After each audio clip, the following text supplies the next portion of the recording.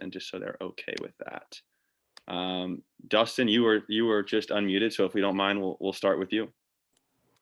All right, no problem. I'll try to keep it short because I've given my path story to various classes before, and sometimes I start to get in way too many details, but I don't want to take up all the time. Really quickly, I went to Ohio Wesleyan as an undergrad, and my senior year, after I'd already decided I was going to Ohio State, I actually had I was a GA in a rec sports department.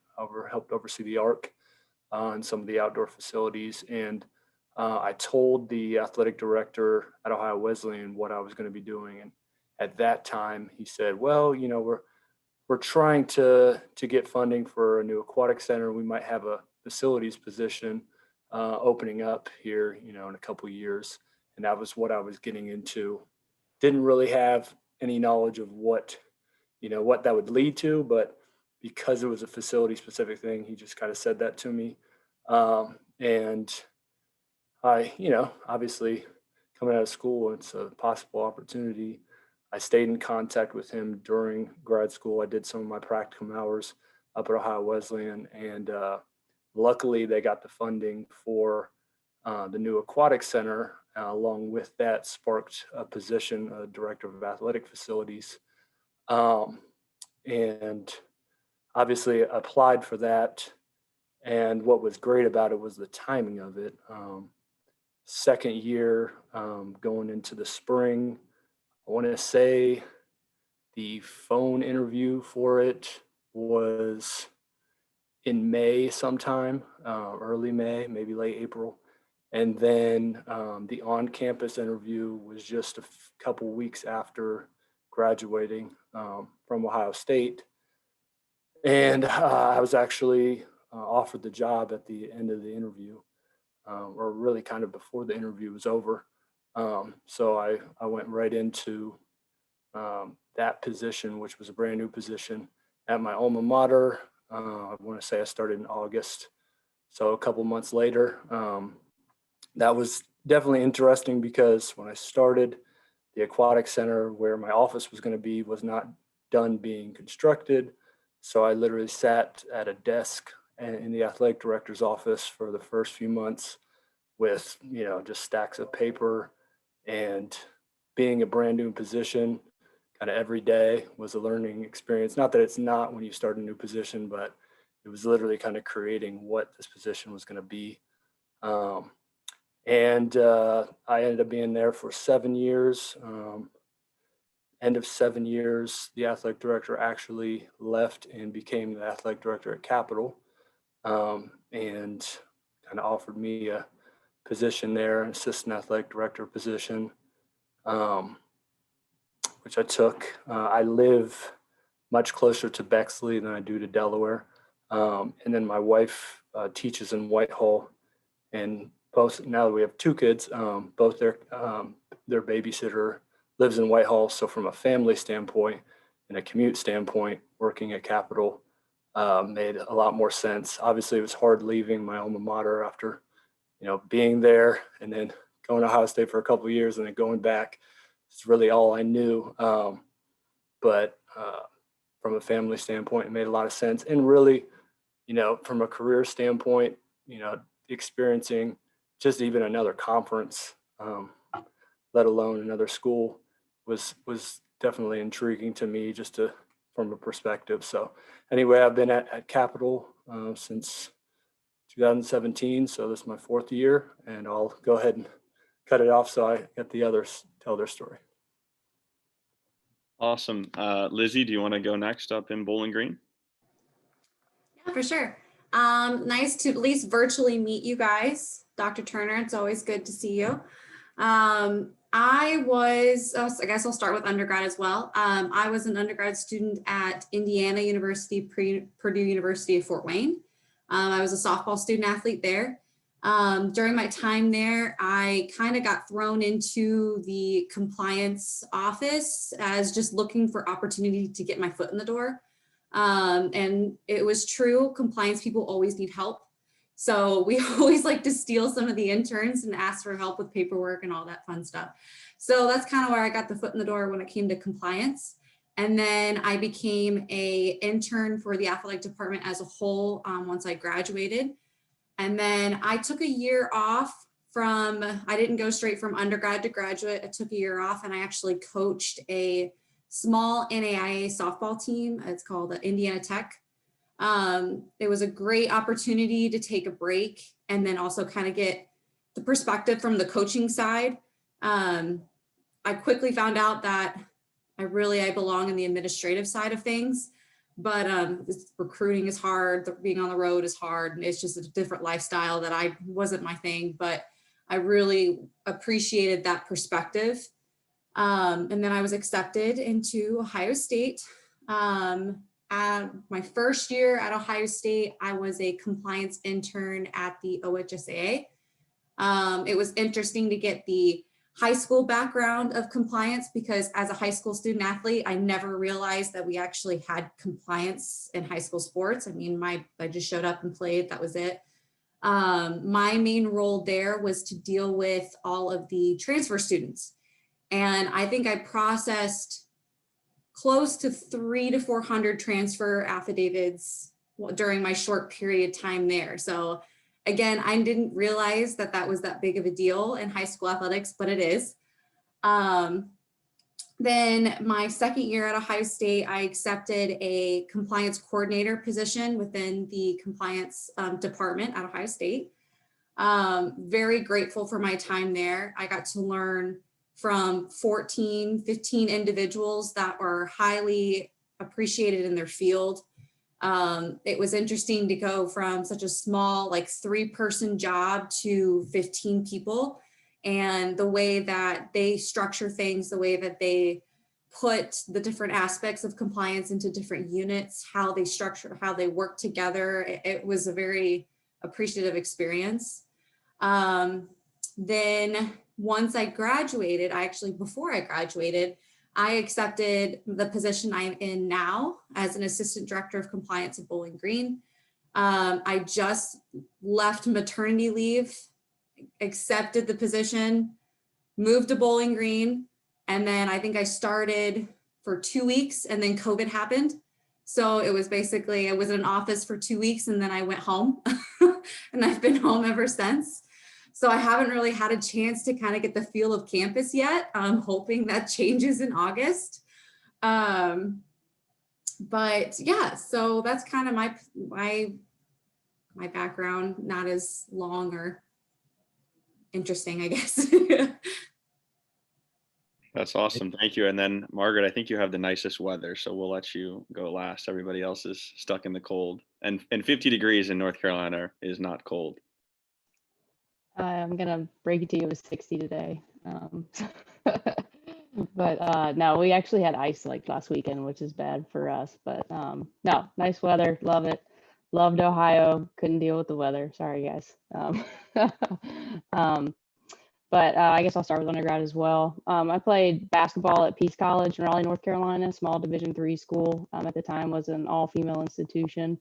After I graduated, I wasn't really sure what route I was going to take. At UNC Chapel Hill has a great sport admin program. Had some friends that were kind of going that route. Wasn't sure what I wanted to do. So I ended up working for Nationwide Insurance for a year right out of undergrad. My husband also worked for Nationwide at the time. And so when I started to think, okay, what can I do? I liked insurance, but knew it wasn't really the path I wanted to stay on. And my undergraduate major was double major in business and psychology. So started looking at grad schools. Nationwide's headquartered in Columbus, so it kind of worked out from a family perspective, and obviously just Ohio State's a fantastic institution was accepted into grad school there, and my husband was able to work at Nationwide in Columbus while I was in grad school. Fantastic opportunity. Did practicum with Buckeye sports camps, which you would not believe how much that has come in handy. I would have never thought, but we run all of our own sports camps at Elon. And some of that experience is really, people are like, when did you work camps? I'm like, well, let me tell you. And so that was an awesome opportunity. And then as a Division III athlete for my internship, I sought out a Division III opportunity at Otterbein. and was awesome. Worked directly with the athletic director, Don Stewart, who's fantastic. And she's still one of my biggest supporters and mentors to this day. So and that was from a Division III standpoint. You touch a little bit of everything. So, you know, I was doing some business, some compliance, working with some development. I mean, as a Division III athlete, that's why I knew I wanted to kind of seek out that experience, was because I wasn't sure, and as far as in athletics, which route I wanted to take coming out of grad school.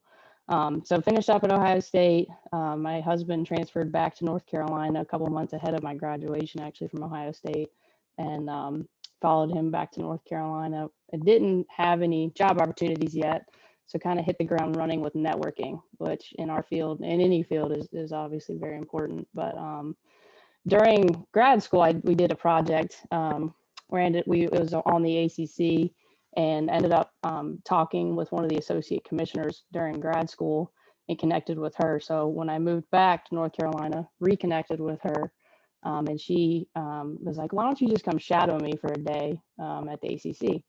It was Norland Finch. She was the women's basketball commissioner at the time. So I went and shadowed her, and she was gracious enough to kind of introduce me to some folks at Chapel Hill, at Duke, at NC State, just to kind of get some face-to-face introductions and just see where that would lead. So sat down with folks at each of those institutions and just kind of put my resume out there and was like, look, I'm willing to do anything. I'll take an internship, like, just to get my foot in the door. So my resume kind of worked its way around. At UNC Chapel Hill, I received a call from the business office and was like, hey, we got your resume. We might have a kind of a GA opening, if you will. And so went and had a sort of an informal interview with them just to see if it would be a good fit. Ended up it was, and kind of from both our standpoints, and I was able to fill that role. Once again, didn't really know that I was going to go down the business office path. Was kind of thinking more compliance when I graduated from Ohio State. But, you know, in this field, you know, you kind of, in some ways, if you're given an opportunity, it's hard to say no. So went and worked in the business office there in that GA spot for about a year, and just, it was great. Like, I loved the business office aspect. It fit kind of my personality, and just was a strength for me. And a full-time position opened up, and was fortunate enough to slide into that role. So I was in that role for about 3.5 years, and then the position opened up at Elon, and I've been at Elon about 2.5 years now as an assistant AD for business. So it's kind of my path. It's been fun, but it wasn't what I expected. So flexibility for sure in this field, but yeah. Awesome. I think thank you for sharing, everyone. I think it's awesome to just kind of understand, as a current graduate student, as a lot of us are, we're always looking for what's next. So it's helpful to hear about paths and just kind of, how they are navigated, how they end up working out. But to kind of continue from what Margaret said, and kind of a good follow-up for introductions, can you tell us a little bit about your current role, and then surprise, surprise, how has your role shifted at all with COVID? So hopefully not too doom and gloom, but we definitely want to hear kind of how your operations have changed. If it's cool, we'll just stay in the same order. If Dustin, you don't mind kicking us off. No problem. So specifically, I'm still in charge of facilities, athletic facilities in this role, as I was at Ohio Wesleyan. Actually, the former AD, so my former boss that brought me down to Capitol, he's been gone for about a year now. When he got there wasn't any assistant AD positions, but there was a facility manager kind of position that was an hourly role. And that person had left a few months before he got there and was open. And that's what he was able to use to create my current position. So there was still that facilities role. Capitol has what's called the Capitol Center, which is the primary athletics building. It literally has the stadium, the arena, the field house all in one spot.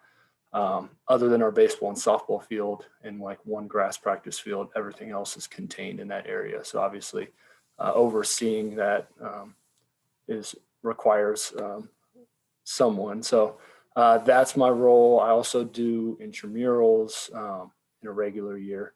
We really haven't had intramurals this year. So there's one area where COVID has affected. We were only able to offer outdoor intramurals, and I think just with the craziness of everything that the students were going through, that no one really looked into it very much. I offered a few things, and I would occasionally have someone ask, and they never followed up with registering. So nothing happened in the first semester. And then obviously the weather is going to be pretty bad to have outdoor intramurals for a while until close to the end of the year anyway. So that part of my role has been affected by COVID for this year. And I've been helping with various different things. I would go to the conference meetings that we have. You basically usually have a conference meeting in the fall and one in the spring. So got to experience a few of those. Just, as Margaret touched on in Division III, kind of get your hands on everything. Everybody helps out. I mean, if you look at the coaches' roles, right? Every coach has a secondary duty at the Division III level. So most coaches are game managers for another sport in their off season, things like that. So another part of my role is overseeing game management, which we didn't start having any games this year until end of January when we started basketball. So obviously wasn't any game management to do for the first semester.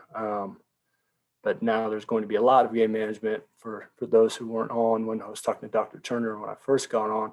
We're having all of our fall sports in the spring this year, along with spring sports. So they have a bridge schedule, so they're shorter schedules, but they're going to be taking place at the same time, which is going to be pretty crazy.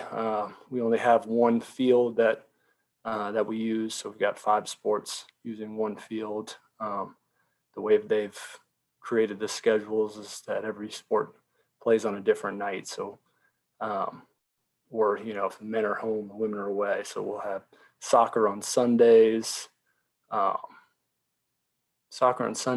lacrosse on Wednesdays, soccer on Thursdays, football or volleyball on Fridays, lacrosse on Saturdays. So I think Mondays and Tuesdays are the off days unless it's a weird week.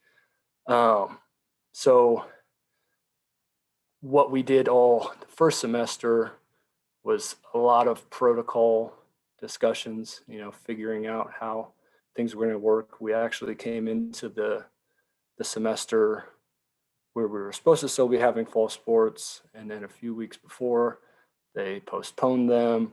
So, a lot of planning that would get canceled. You'd plan for a specific thing, and then all of a sudden that wasn't going to happen. So now, you're kind of starting over. Now, what are we going to do? And the university didn't start in-person classes until, let's say it was like second week of September. And we did a 2-week kind of quarantine for athletics to start. So we didn't even start any athletics until the end of September. And the NCAA kind of came out with a suggested return to play where there was phases, and phase 1 was essentially small pod work, non-contact for any contact sports. So, we started out with 10-person pods.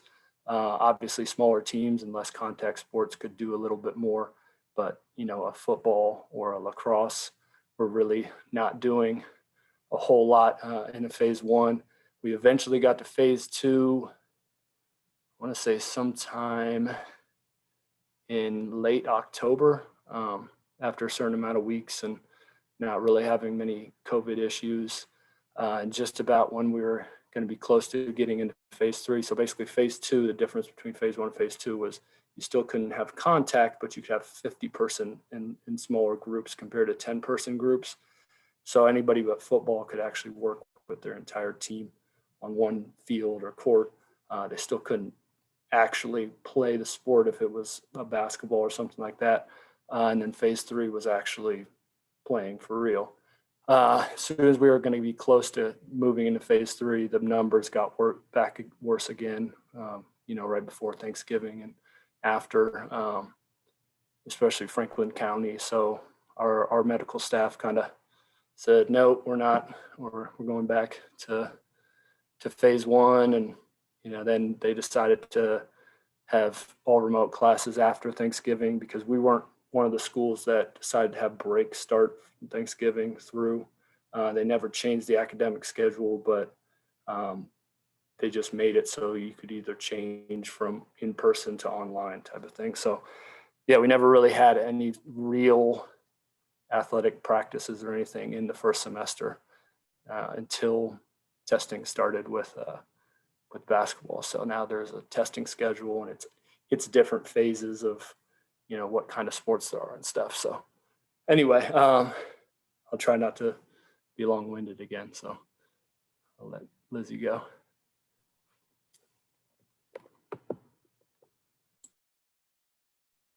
Lizzy, you got us next. Yeah, absolutely. So I guess my overall duties and responsibilities haven't changed due to COVID. It's just, instead of doing everything that I usually do on campus, I now do it at home. So I won't bore you with all of the wonderful compliance duties and responsibilities, but the main area that my focus is that as an assistant director, I monitor recruiting activities, amateurism, extra benefits. The huge portion of my job is initial eligibility. When I was at Ohio State, I was able to kind of work it with continuing eligibility. So that's usually like progress towards degree and all working with current student athletes. But as I shifted to Bowling Green, I've shifted into focusing on prospective student athletes. So making sure that they're meeting NCAA regulations and benchmarks to be qualifiers. I also review a lot of international students. That's something that was new to me than what I did at Ohio State. It took a big learning curve. And then I monitor 18 varsity sports playing in practice seasons, time management plans, care logs, like all of that kind of stuff. So that part of my job hasn't changed. It's been a lot of conversations with coaches and staff members saying, wait, just kidding, it's changed. A legislation has changed, or the playing season needs to be adjusted, because kind of like what Dustin was talking about, we went from fall going in as normal, quote unquote normal, to just kidding, they're going to go in the spring. So having to help coaches shift their mindset of how to set up their calendars and making sure that, and even the allowed amount of games have changed, because some sports are only allowing conference. Football, that was a big deal for us. So it's been a lot of just making adjustments. Recruiting has basically been put on the back end, because you guys are probably aware that recruiting, we're still in a temporary dead period at the Division I level. And it's talking that it could be extended into May. I mean, there's just a lot of things that we're kind of like, okay, yeah, just kidding, it's changed. So being a first year assistant director, it's been fun, I guess is the nice way to put it.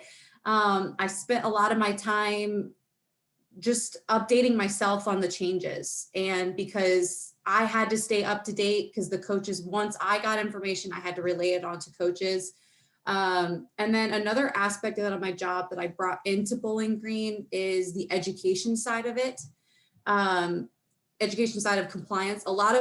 They didn't have that person there to do that. So I'm trying to constantly find new ways to educate our student athletes and our coaches and our other staff members of just updates of what's going on, whether it's legislative waivers or blanket waivers, especially when it comes to contact period. Can you contact this person? Are they allowed on campus? Are they not allowed on campus? So it's just kind of having to always stay up to date. Like I said, other than just having the constant changes, my day-to-day operation hasn't changed. It's just now that I'm doing it from home than in the office, which is kind of hard, because my main role was to be kind of like the front person for the student athletes. to have them come to me for questions, or I was planning on going to practices. That way we can have a bigger face on campus. Compliance hasn't been that big of a face on BG. My position is brand new. They've never had a full-time assistant director. So my role was to kind of like promote compliance and kind of be like, hey, you know, we're not always the bad guys. Like, you don't have to come to us. Like if we walk in, it's not like, oh no, we're in trouble. Like we're just trying to be a positive face on campus. It happens a lot. I know Margaret's kind of laughing because I know she probably thinks the same thing. Everyone's like, oh no, compliance is here. But so yeah, I mean, COVID has it's just been adjusting and constantly communicating with my coaching staff and my administration, and just making sure that we're all staying up to date on the changes, because it for a while it was like weekly and daily that we received updates that something changed in a recruiting model or something changed in legislation to just keep everybody safe. Lizzy, I'm definitely a guilty party that gets nervous when Carly walks into basketball practice here at Ohio State. So, yeah, the post Carly's so nice. yeah, but the post practice meeting with Carly's just, it's always okay, but Yeah. no, it's definitely important. Like our coaches go to compliance for like the jurisdiction or the law. You know, compliance is the law. Compliance will kind of bring things into simpler coaching terms. So totally understand where you're coming from. Thank you, Lizzy and Dustin. If Margaret, you want to talk to us a little bit about your current role and how COVID has shifted things. Yeah, sure. Lizzy, I was laughing because it's like either business or compliance are always the bad guys. You know, it's like either you don't have money or you're in trouble. So, but yeah, so at Elon, assistant AD for business operations. So oversee the day-to-day operations of the business office. We have a senior associate AD who is my direct supervisor that oversees all internal operations for the whole department. And we have a direct assistant director of business operations as well that helps me out a great deal. So my day-to-day is a lot of just you know, putting out fires, budgeting, reporting, you know, P cards, purchasing cards, which is a lot of our how we spend money, just probably a lot of purchase orders, processing paperwork, a lot of that good stuff. But what I love about at the Elon being a mid-major, coming from a Power 5, is the interaction with coaches. So at a Power 5 level, in a business office at UNC, we had like 8 people. And Elon, there's 2.5. Well, we have a part-time person, so there's like 3 of us, 3.5, and you just interact with daily with head coaches, assistant coaches, and it's awesome. So I think for me, this level being at a mid-major is awesome because I just get, it's why you're in athletics. You interact with the coaches, you get to see the student athletes more. So for me, this transition from a UNC to an Elon, for just me personally has been awesome. But how has it changed with COVID? So as the person that handles money, it has changed immensely. So we immediately, as soon as, you know, everything kind of came to a grinding halt last March, we were, as most people were, in the middle of our CAA conference tournament for women's basketball we were hosting. So we literally were, you know, we were in the hospitality room and they pulled everybody off the court, you know, it was, which is, you know, you hear a lot of those stories that happened. But we immediately kind of went into crunch mode of canceling flights, canceling buses, everything, and locking down our P cards, locking down all spending for just essential purchases. And unfortunately, we've kind of been cruising with that mindset. I mean, even though we're getting ready to compete in spring sports and our coaches are, what are our budget? Like, oh, do we have a set budget? And it's still just kind of do what you need to do to compete within reason, but it needs to be essential, you know. We're basically like, we're not doing a lot of overnight travel. Overnight travel is very specific. If you have to go anywhere overnight, it has to be approved. A lot of day trips. No flight trips for basketball. Did have some flight trips, but our Olympic sports, nobody's flying anywhere or anything of that nature this year. So And that's going to continue into next fiscal year as well. So, and I think that's going to be the trend across the country. Is this is not something that's going to all of a sudden be over when this fiscal year, academic year is over. Even though we might have a vaccine and things start to look up financially, I think a lot of us, especially at the mid-major level, but certainly at the Power 5 level too, are going to be feeling this impact for the next few fiscal years, just from a revenue generation standpoint. Ticket sales didn't exist. Our Learfield IMG contracts were affected. So there's just, on the revenue side of the world, there was a big impact. But certainly on the expense side of the world, you can control it so much, but you still have to run the department, and you still have essential purchases that have to be made. So you still have to get guys and girls in gear. You still, hopefully if we were fortunate enough that we were able to keep our staff, we didn't have to make any cuts. So we were very, very fortunate in that. And you definitely don't want to touch your student athlete scholarship money. So you kind of look to your operating budget to make cuts, and that's what we did. And that really looked like cutting travel. I mean, that's the easiest way to do that. So that'll continue, and we're getting ready to kick off. Like Dustin alluded to, we're playing fall and spring sports in the spring. So our schedule is just crazy. It's going to be a lot, but it's going to hopefully be fun. I just hope we get to play a lot of the games. It changes every day. I get an email I seriously probably daily that this has been canceled due to COVID protocols. That's been canceled due to COVID protocols. And part of what I do is every time a schedule adjusts, the budget adjusts as far as their travel goes. So it's a constant adjustment. Flexibility right now is huge. Just being, something's going to change with testing. We kind of go day by day. We test 3 times a week with antigen tests right now. We have athletic testing protocols that we're doing all of our own testing within athletics. So all of us have been kind of called for that. So, I do business, but I'm also doing COVID tests twice a week. So it's, we're all on deck to try to help play games. Our president of the university said,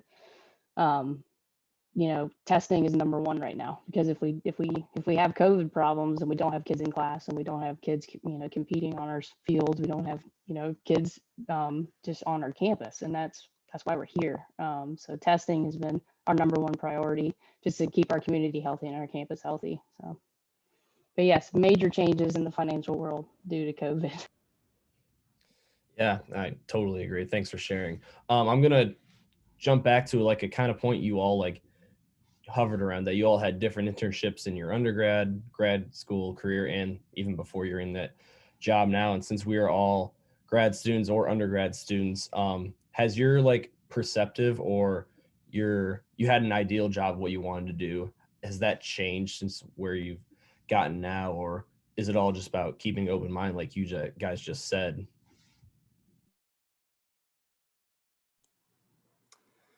Yeah. So I can definitely say mine has kind of shifted a few times a little bit. Being at my alma mater, first career job, I honestly didn't, I could see myself being there, forever. It was my alma mater. I was very comfortable there. I didn't have, I didn't want to leave the Central Ohio area. My wife's family's here, and so at the D3 level, there's not many options in terms of region and overall just administrative roles. So for a while, people would ask me, what do you want to do from here? And I'm just like, well, I don't know. This position might adjust and change over time as well, right? We add brand new facilities, maybe it'll turn into something else. Not thinking that my former boss would ever leave there. He had coached baseball there for 20 some years and was the AD there for 13 years. So, I thought he would be retiring there. And then when he did move and offer me that, I always thought, my initial kind of reaction, if that were to happen, would be, no, I don't want to leave my alma mater. And then I actually did get offered by Ohio Wesleyan additional, role to stay. And so then I thought, if they were to offer me more or, added responsibilities, I couldn't say no. And when they did, and I didn't have an immediate like jump yes, that was when I kind of knew, okay, it's time for a change. And then when I came to Capital as an assistant AD and was getting, some, stuff I'd never done before outside of the facilities realm, other administrative type things, going to conference meetings, went to the NCAA convention for a few years. I was really kind of getting the bug, like, okay, my kind of trajectory is to be an AD. Still probably D3 level at this point. I'm kind of a full D3, hopefully, for the long haul. And then now that he's been gone for a year, it was somewhat abrupt and not expected. And then with everything else that's been going on, and seeing what our interim AD has had to do and deal with during this time. Now, I don't know, like, I'm not necessarily ruling it out, but I think with having younger kids and knowing how much time it already does take in athletics, hours, nights, weekends, things like that, just thinking of adding more to that plate with my own family. Right now, I'm kind of just like focused on my job and my family, and not really like, not that I'm not looking to the future, but it's more just like trying to get through the current time and then kind of seeing how things evolve from here. So, but it definitely has kind of, in my own head, changed a few times for sure. Yeah, thanks for sharing. Lizzy, I know you said you coached for a year. I mean, that's quite the drastic change from there to compliance. Yeah, for sure. I think I was just seeking out opportunities as they were coming. So I wanted to get a taste of what it'd be like on the other side. And as a former student athlete, as a former softball player, I always thought about myself, okay, I could coach. Like that's definitely something I would want to do. And it wasn't the perfect fit. I enjoyed it. It opened my eyes to what their perspective would be as a coach. Like, what would I want in an administrator? What am I looking for in someone that is in a compliance position?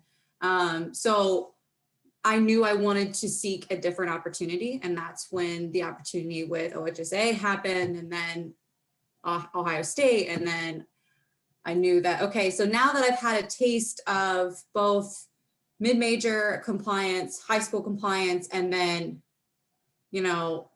Power 5 compliance. Okay, so where does my interest lie? I enjoyed myself at Ohio State, but I could feel myself being siloed off into a particular area in compliance, because it's just massive, having to deal with 36 varsity sports, the amount of responsibility that you have and the amount of manpower that you need to run that type of department. You have to be.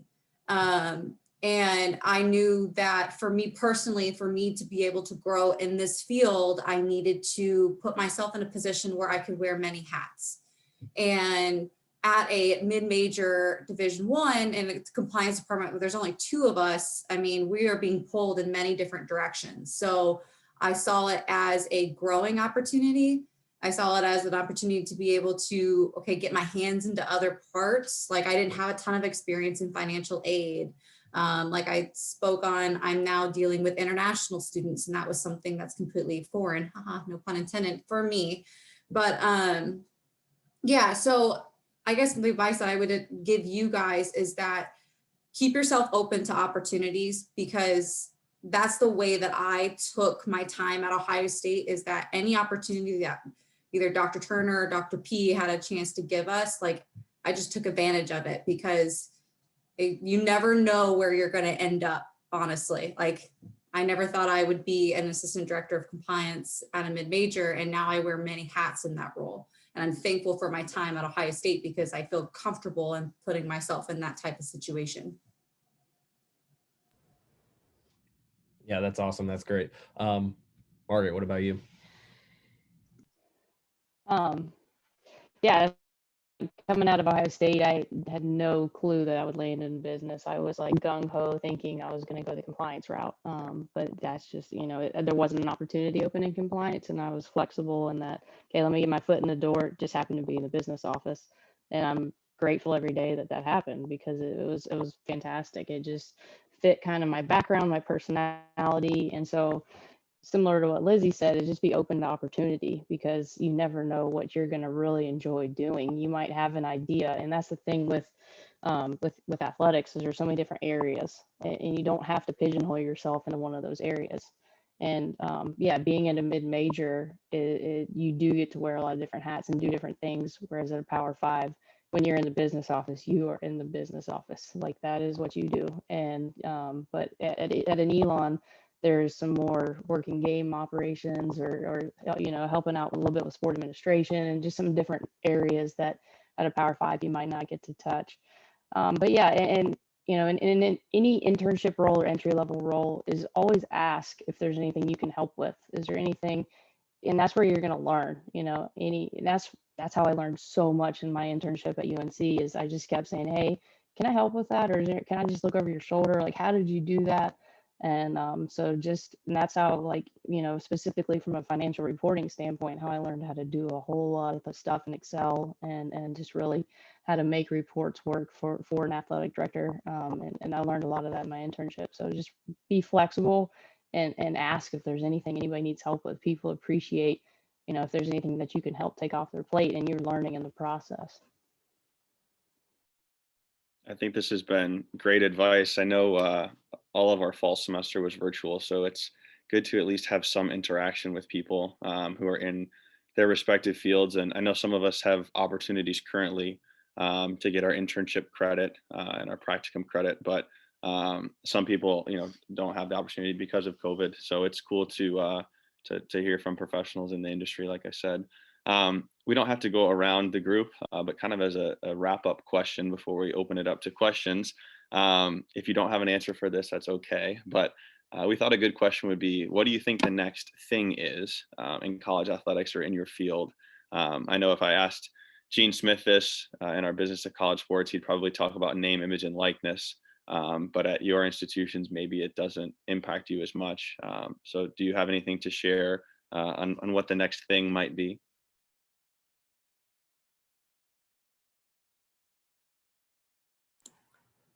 Even though it wouldn't impact the Division III level anywhere near as D1 level, but I was going to say name, image, and likeness. I was at last year's NCAA convention, and there was an entire, there's always like kind of a main focus for each convention that more of the discussion is around, and that was definitely the main focus for that convention. And that was where I learned a lot about it. And then I was on a webinar that was done back in the spring. I think they broke it down by division, NCAA did, so it was specifically for Division III. But needless to say, I think Lizzy and Margaret would have more to say about it than me, and it would affect them more for sure. But that's definitely something I was going to say.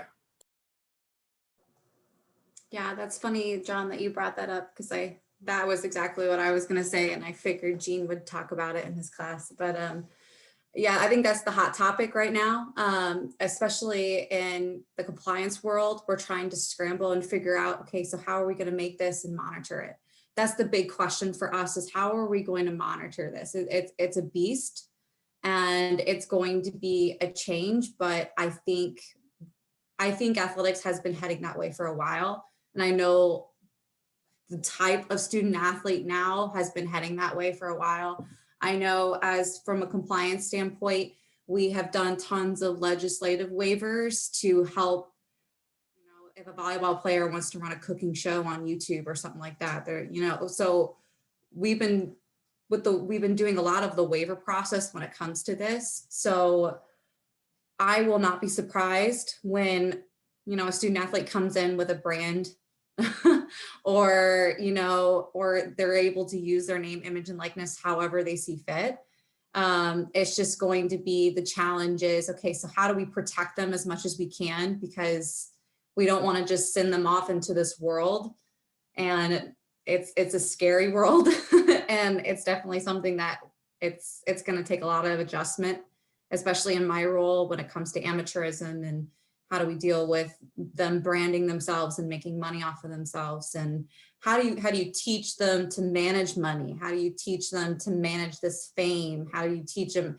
It's just going to be having to teach them the basics of, you know, taxes, and the basics of being able to protect their name. And especially when it comes to the internet world, I mean, it's a beast. I'm looking forward to it, but I'm also terrified at the same time. I'm interested to see how legislative it will, I don't know how it will end up. I know that it was tabled right now at the Division I level. So it's kind of like everyone was on the edge of their seats to see what they would decide. And then now it's like, okay, sit back, you have to wait for a few more months. So it's going to be a fun project.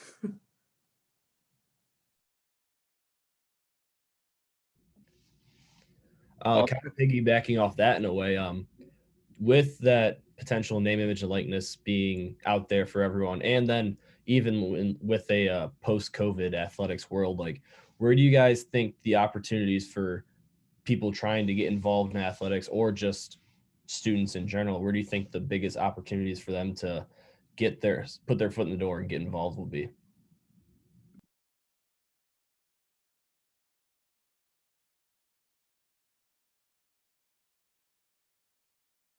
This is not the response we want. We want to hear about opportunity here. Man, I don't know if it will be any different per se. I mean, overall, and I know this is negative, but there's probably overall less positions in college athletics. If you look at, you know, we were lucky, and I know Margaret said they were lucky that we didn't have to have any cuts or even furloughs in our department, but the D3 level, and we, you know, we only have 3 sports that even have any full-time assistants. So there wasn't much they could really cut from athletics from a personnel standpoint without, you know, severely kind of handicapping us, right? So obviously our coaches are a wing of the admissions office at the D3 level where there's no athletic scholarships. So I think it's kind of the same thing that we've been talking about, the networking aspect. I guess I never really gave a kind of a word of advice, but along with the networking, I always tell people to always have your best foot forward no matter what, even if you have no idea that you're in a position where you might be networking. Having applied to a position at my alma mater 2 years after being out of there, I played basketball at Ohio Wesleyan, so I knew a majority of the people I was going to be working with if I got the job.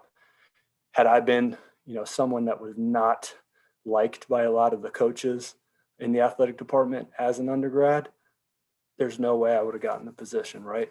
I didn't have any idea for those 4 years that I would ever be applying for a position there 2 years later, but, you know, that ended up helping me. So, you know, that was an example of a situation where I was networking or just giving my best foot forward that eventually helped me out. So that's my kind of word of advice. But Yeah, Dustin, I think that's a great point, and I think same with Margaret and Lizzy. It seemed like, you know, you were busy in your other endeavors, and you fell into roles that have kind of continued. So I think, Dustin, that's an awesome point about putting your best foot forward, because at the end of the day, you know, you need to succeed in your current role to hopefully look good for someone to hire you for the next one. I don't want to take up too much of everybody's time tonight, but do any of our attendees have any questions? And then I guess something else we would ask if there are no questions, if we have anything offline, if it's okay if we connect with either of you on LinkedIn and kind of follow up, if that's all right with everybody.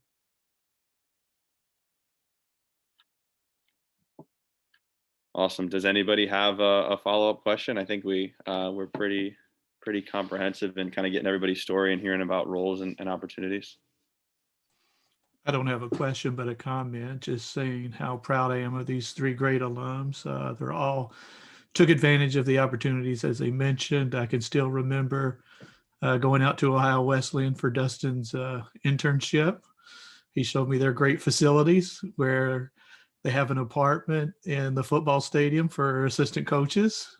I don't know if that's still the case, but and then going out to see Margaret there at Otterbein. So very proud of all three. Lizzy just graduated a couple of years ago and doing great things already. And Dustin's really modest when he says he played basketball at Ohio Wesleyan. If you look at their record books, you're going to see his name quite a bit. He was an All-American there at Dustin. So he's kind of a legend at Ohio Wesleyan. But really proud of all three of you. Keep doing great work and be sure to stay in touch with us. Awesome. So if no one has questions, I think that's a great way to wrap up. Thanks for your words, Dr. Turner. Hopefully you say nice things about me one day when I come back and speak to an alumni panel. That's my goal for all alums. No, that's great. Well, thank you for your attendance, everybody. If you ever need anything from the Buckeyes here in Columbus, I know Dr. Turner always welcomes people reaching out, and you have Nick and I's info. So we'd love to say we had football tickets for you in the fall, but you know, we can't award those quite yet. But we'd love to stay in touch, and you know, thank you for taking your time tonight. And then Take to care, our everyone. guests Nice before we to meet everyone. And for our guests, before we log off, we will be continuing this little alumni chat segment going on March 2nd. At the same time, we'll be having the operations and event management chat. So if you guys are interested in that, then feel free to stop by. Awesome. Thanks, everybody. Have a good night.